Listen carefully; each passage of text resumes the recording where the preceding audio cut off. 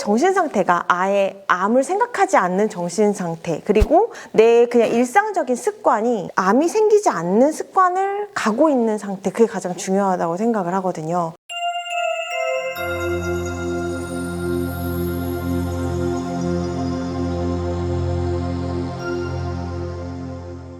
여러분 안녕하세요. 조병식의 K미래의학 조병식 원장입니다. 오늘은 내가 암을 잠재운 비결은, 이런 제목을 붙여봤습니다. 사실 지금도 많은 분들께서 내가 앞으로 어떻게 치료를 하면 좋아질까 많은 고민 중인 분들이 참 많으실 겁니다. 그런 고민들을 우리 선배님 이야기를 통해서 도움 이야기를 들으면 많은 도움이 되실 겁니다. 우리 안규미님 소개해드리겠습니다. 네, 안녕하세요. 저는 현재 44살 3년차 유방암 4기 폐전이 된 환우입니다. 이렇게 조병식 원장님이 초대해 주셔서 여러분들께 제가 암을 이겨내고 있는 비결을 이야기할 수 있는 기회를 주셔서 너무 감사드립니다. 우리 규미님이 첫 진단을 받은 게 2021년 1월 달이었고요. 근데 이제 수술 항암 다 했는데 1년도 안 되어서 폐로 전이가 되어서 2022년 1월 달에 폐전이 진단을 받으셨고, 그때 이제 항암도 이제 처방을 받아서 그때 에스트로겐 양성 혈투 음성이어서 이제 페마라와 키스칼리 처방을 받아서 항암약을 복용 중에 저희 경주 캠프를 오셨어요. 2022년 3월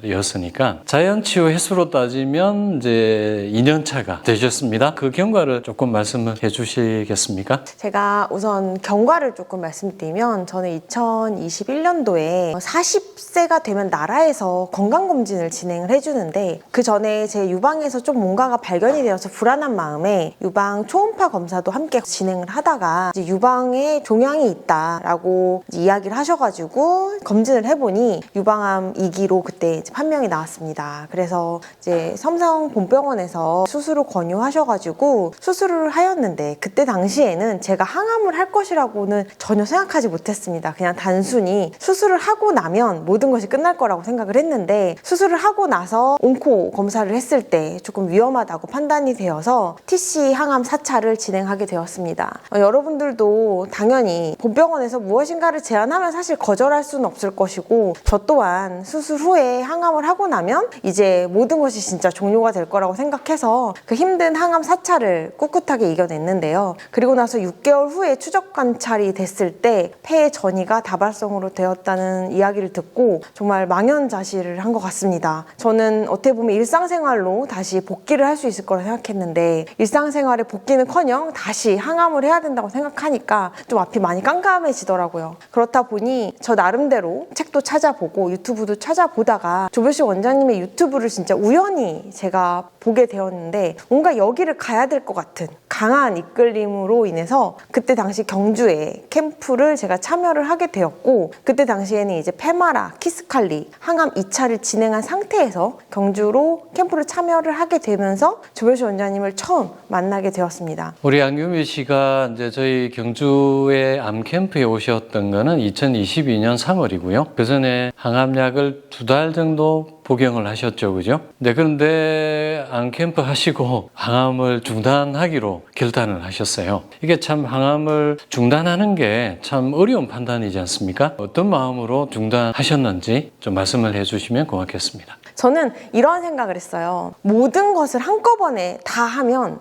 더 완벽하게 제가 치료를 할 수 있을 거라 생각했습니다. 예를 들면 항암도 하고 자연치유도 하고 건강한 생각도 하고 다 하면 모든 것이 다 좋아질 거라고 생각하고 사실 경주를 내려갔는데, 조병식 원장님이 저에게 하신 말씀은 좀 다른 이야기를 하시더라고요. 모든 것을 다 한다고 최선의 선택이 될 수는 없다. 여기에서 결정을 해야 된다. 그때 제가 한 달은 조병식 원장님이 한번 두고 보자. 왜냐면 급한 불은 꺼야 하니 키스칼리랑 페마라를 그냥 우선 한 달은 더 진행을 하자라고 말씀을 하셨고, 그때 제가 주의 깊게 제 몸을 봤던 것 중에 하나는 백혈구 수치와 호중구 수치였습니다. 제가 백혈구 수치와 호중구 수치를 집중해서 봤던 이유는, 제가 가까운 지인분도 투병 생활을 하신 분이 계셨는데, 그분이 항암이 다 끝나신 다음에 냉면 한 그릇을 먹고 폐혈증으로 돌아가신 분이 계셨거든요. 그래서 백혈구 수치와 호중구 수치가 얼마나 중요한지를 알고 있었기 때문에 제가 항암을 하면서 제 수치에 대해서 민감하게 바라보고 있던 중, 제가 2번째 페마라랑 키스칼리를 진행했을 때 제 호중구 수치가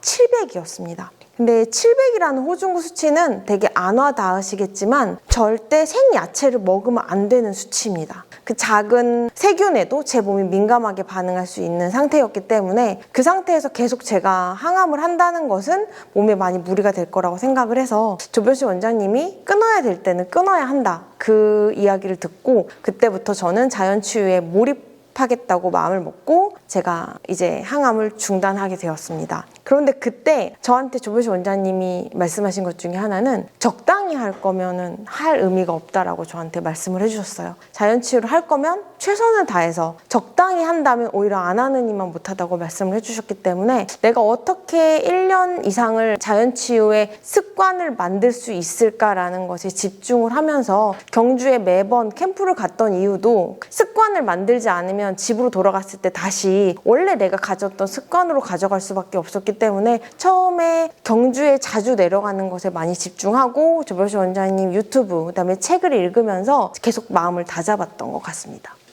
저희들 환우분들 중에서 이제 저보고 원장님은 모범생만 좋아해요 이런 말씀을 하거든요. 어쨌든 우리 안규미님이 2년 동안 제 얘기를 잘 따라 주셔가지고 너무 감사드리고, 사실 그때 이제 제가 여러분들께 저희가 캠프하는 목적이 1번은 이제 생활 습관, 삶의 방식을 바꾸는 게 교육을 위해서 트레이닝 목적으로 하는 거고, 두 번째는 치유 전략을 세우는 거지 않습니까? 많은 분들이 거의 60-70%는 수술, 항암, 방사선을 다 하고도 재발전이 되신 분들이 저희들 안캠프에 오세요. 그러니까 대부분 이제 항암 중이신 분들이 많으신 거죠. 그랬을 때 제가 이제 항암 치료를 어떻게 할 건지 치료 전략을 세울 때 케이스 바이 케이스다. 제가 그렇게 말씀을 드리고, 우리 환우분들마다 이야기하는 부분들은 사실은 조금씩은 달라요. 그래서 제가 이 기준을 조금 말씀을 드리면, 첫 번째는 일단 이제 호중구 백혈구 수치 많이 떨어지고 호중구가 700 이하로 떨어져서 중단하게 되셨는데, 일단 이 항암이 덕보다 실이 많다는 판단을 일단 한 거고요. 두 번째는 자연의학이 원인 치료 개념이기 때문에 각각 사람마다 암에 걸린 이유들이 다양하거든요. 물론 복합적으로 원인들이 있지만, 제가 규미 씨 봤을 때는 제주살이를 그때 몇 년 했잖아요. 그때 제주도 가가지고 뭘 즐겨 드셨죠? 제주도 가서요. 제주도 가서 사실 저는 육식파여가지고. 그렇죠. 네, 고기파입니다. 그렇죠. 제주 흑돼지. 네. 제주 돼지가 맛있다고 제가 그 남편분한테 이야기 들었을 때 거의 몇 마리 먹었을 그 정도로 사흘들이 뭐 또 전원생활 하면서 고기를 또 바베큐 해 먹는 게 또 낙이니까 몇 년 동안 또 고기를 즐겨 드시고 또 많이 드셔가지고, 저는 그게 제일 큰 원인이 되었다고 생각이 들어요. 먹거리 문제로 유방암의 원인이 되었다고 보는 거죠. 그래서 이거 충분히 자기 관리를 하게 되면 제가 볼 때는 암을 이길 수 있을 만큼 긍정적이고 씩씩하셨거든요. 네, 그래서 저는 끊어보시는 게 어떨까요? 이렇게 이제 제안을 했던 거였습니다. 그러니까 사실은 케이스 바이 케이스라는 것은 70-80%는 제가 항암을 꼭 해야 되는 거 아니에요? 그렇게 다시 물어보시거든요. 그래요, 맞아요. 뭐 급한 불 끄는데도 필요하죠. 그렇지만 덕보다 실이 많을 때는 또 고려하셔야 되고, 장기적으로 과연 이게 항암을 계속 하다가 내성이 생기고 다음 항암이 내성이 생기고 이러면 치료가 쉽지 않게 되기 때문에, 저는 이제 항암에 대한 부작용이나 문제점도 잘 알고 스스로 판단하시면 좋겠다, 이런 말씀을 드리는데, 대부분은 70-80%는 그 두려움 때문에 항암을 하지 않으면 당장 암이 커질 수 있지 않을까라는 두려움 때문에 항암을 중단하지 못하시죠. 많은 동료들이 그랬지 않습니까? 그래서 그 결단이 쉽지 않았을 거예요. 그래서 그 이야기를 좀 항암 중이신 분들에게 해주시면 많은 도움이 되시겠습니다. 우선 병원장님이 모범생만 좋아하신다고 하셨는데 저는 모범생은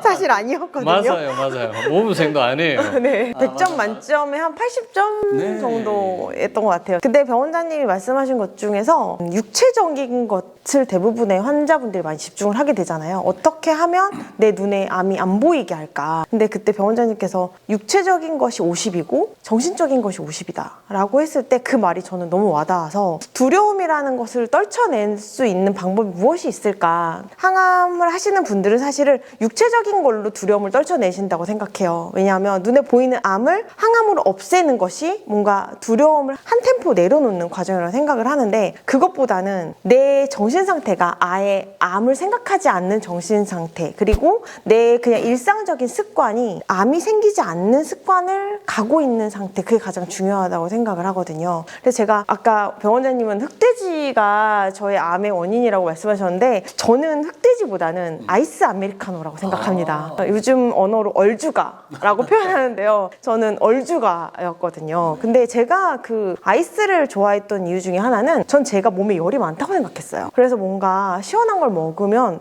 좀 더 오히려 제 몸에 좋다고 생각을 하는 것도 있었고, 미지근한 물을 마시면 냄새가 나서 비위가 상한다고 표현을 하죠. 그래서 못 먹었었는데, 사실은 그게 제 몸 상태가 안 좋아져서 그렇게 비위가 안 좋아진 게 아니었을까, 지금은 그런 생각을 합니다. 그래서 가장 처음으로 끊었던 것은 아이스 아메리카노를 처음으로 끊었고요. 그 다음에 지금 현재는 오히려 차가운 물을 못 마십니다. 그게 제 몸 상태가 아예 습관 자체가 차가운 것을 거부하는, 진짜 너무 더운 여름날 아니고서야 아이스는 거의 먹고 있지를 않습니다. 그렇죠. 암 체질을 만드는 것 중에 하나가 찬 체질이죠. 그래서 그게 또 주된 원인이었고, 그걸 또 극복을 잘 하셨고. 그래서 흑돼지는 아니라고 했습니다.